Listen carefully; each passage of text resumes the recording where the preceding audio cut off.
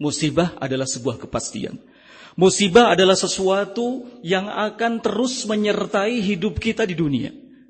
Karena pada hakikatnya kehidupan dunia itu adalah ibtila, ujian. Yang salah satu ujian itu adalah musibah. Allah Subhanahu wa ta'ala menyatakan dalam firman-Nya, ahasiban nas ayyutraku ayyaqulu amanna wa hum la yuftanun. Apakah manusia akan mengira bahwa mereka dibiarkan begitu saja setelah mereka mengatakan kami beriman? Tidak akan ditimpakan kepada mereka ujian, mereka tidak akan merasakan musibah?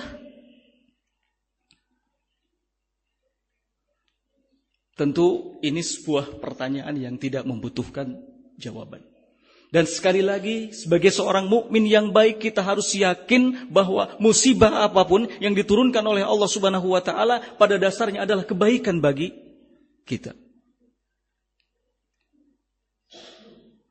Nabi alaihi salatu wassalam, beliau menyatakan dalam sabdanya, ajaban li amril mu'min, inna amrahu kullahu lahu khair, in asabathu syarra syakara fakana khairan lahu, wa in asabathu dharra sabara fakana khairan lahu, wa la yakunu dzalika illa lil mu'min.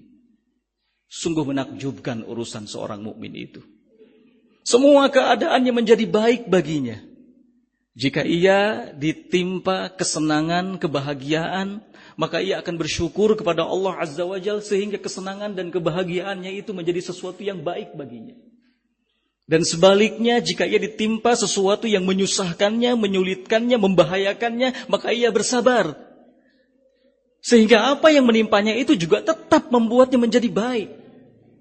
Semua itu, kata Nabi alaihi salatu wassalam, tidak terjadi kecuali pada diri seorang mukmin.